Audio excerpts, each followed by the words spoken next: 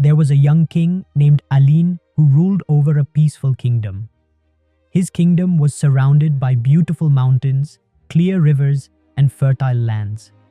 The people in his kingdom lived happily, working in farms, trading with neighbors, and enjoying a simple life.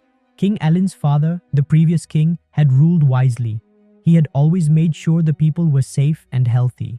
When King Alin became king after his father's death, he inherited a kingdom that was calm, peaceful, and prosperous.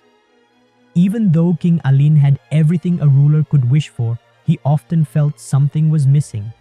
He would look at the neighboring kingdoms and see their kings surrounded by gold, jewels, precious stones, and treasures. He would hear stories of grand feasts, huge palaces, and armies that could conquer anyone. He would feel sad and miss something deeply. Why is my kingdom not known for its wealth? Why do the other kings have so much power? One day, King Alin received an invitation from a neighboring king, King Faris. The letter was full of praises, inviting King Alin to attend a grand feast and see the treasures of his kingdom. King Faris had vast lands, piles of gold, lots of gold, and many soldiers. Everyone admired him and his powerful kingdom. King Alin couldn't help but feel a sense of envy, feeling jealous. King Faris is so rich, people call him great, while I'm just a simple king. He began to think that perhaps his peaceful kingdom wasn't enough. He started to believe that he needed to have more land, more power, and more wealth, just like King Faris. King Alin gathered his council of advisors. I want my kingdom to be remembered by everyone, he said. I want to conquer new lands and become more powerful. I will gather more wealth and build a legacy that everyone will talk about. His advisors agreed with him. They spoke of great battles, expanding borders, and taking riches from other kingdoms. The plan seemed exciting, and King Alin began to prepare for war, thinking that it was the only way to become as famous as King Faris. But the kingdom's oldest advisor, Old Man Kamal, who had served under King Alin's father, was wise and kind. He had watched King Alin grow up, and he loved the young king like his own son. Wise Old Man Kamal spoke gently. Your Majesty, I understand your wish to make your kingdom known far and wide. But before you make any decisions, let me tell you a story. King Alin sat down and listened carefully as wise Old Man Kamal began his story. Long ago, there was a king named Zain. He ruled over a kingdom with great riches, large armies, and many lands. King Zain thought that the more land he conquered, the more powerful he would become.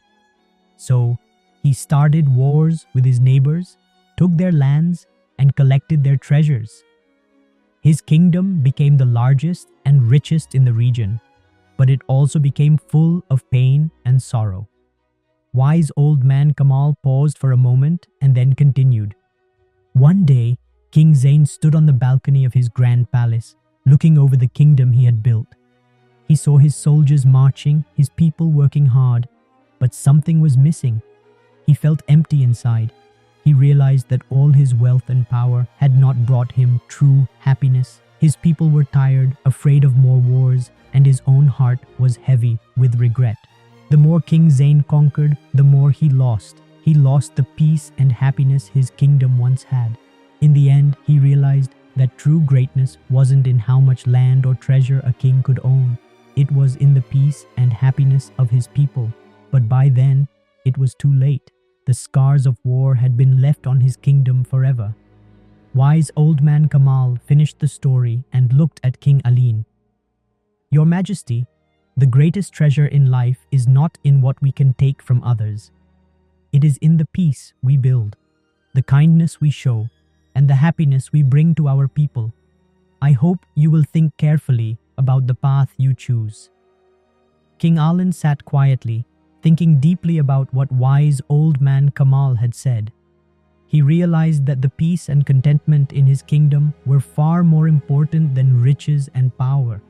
He looked around at his people, who were healthy and happy, and felt a deep sense of gratitude.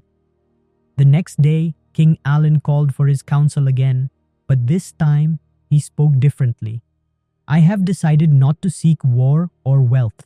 Instead, I will focus on making my kingdom even better. I will invest in our farms, build schools for our children, and make sure every person in our kingdom is cared for. We will build friendships with our neighbors, not through force, but through kindness and trust. Over time, King Alin's kingdom grew even more prosperous, not in gold and jewels, precious stones like diamonds, but in happiness and peace. The people worked together, helped each other, and lived with joy. The kingdom became known for its wise ruler who had chosen peace over conquest and contentment over greed. King Alin grew old, but his legacy lived on. His kingdom was not the largest or wealthiest, but it was the happiest. People from all over admired King Alin, not because of his treasures, but because of the peace and wisdom he had brought to his land.